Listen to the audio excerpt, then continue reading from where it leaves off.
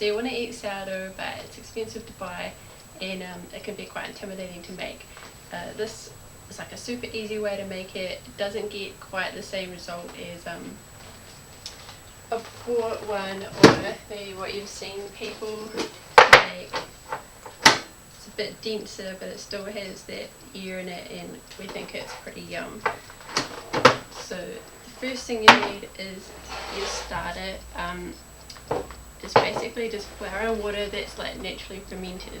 So I got a bit of a starter off a friend, and then I just feed it each time I make a loaf of bread, and it just keeps going. You can make it from scratch. It's about, I think the ratio is, maybe if you go 50-50 flour and water, and then just like splash in a little bit extra water, that'll be about right. You leave it covered or something so no bugs get in it, but it can get air, and it will just get like that. I'm not sure if it's natural yeast or just like, it gets natural bugs thing, and it just starts fermenting, and you can tell by the smell, and it gets all bubbly. You can tell that it's ready to use. So once you've got that going, it only takes like 5 minutes to make this bread, because all we do is basically go 50-50 flour and water, and you can use any kind of flour to make the bread, but it's best to feed the starter rye, just like rye flour better. I make my bread about 2 cups rye, 1 cup spelt. Sometimes I mix it up a little bit, sometimes I use wholemeal or white flour, or all rye, or all spelt. It doesn't really matter. Sometimes I make 2 loaves, and I just make the ratio 4 cups flour to 2 cups water. So that's the flour. I'm doing a 3-cup loaf, so I need 1.5 cups of water.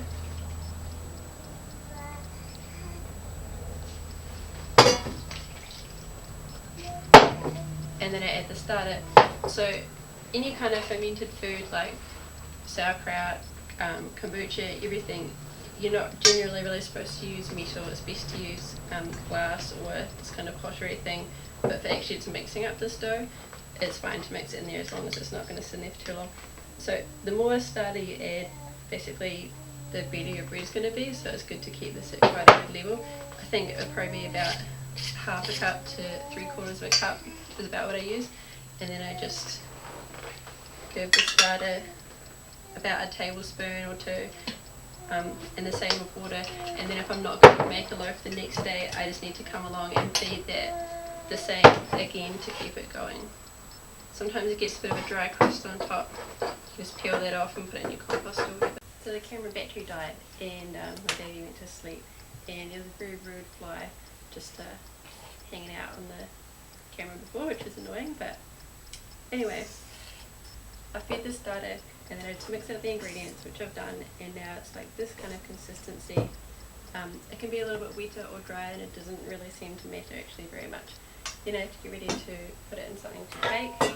Rise first. I have a cast iron loaf tin that I like to use because then it's going to be a good shape for slicing.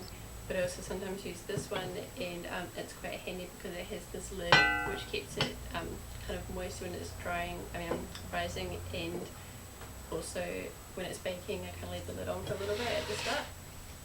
So I have to butter that. I very much just use my fingers because it's the easiest way of doing it.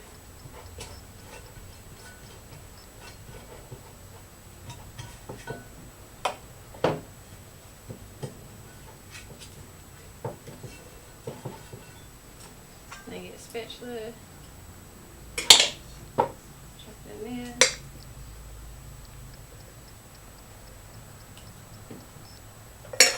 Then because this one doesn't have a lid, I just use a tea towel that I've wet and then squeezed out a damp cloth, and I'll put that over there like that, and then it depends how warm it is, how fast it will rise, but basically about a day, so you can make it in the morning, bake it at night, bake it at night, bake it in the morning.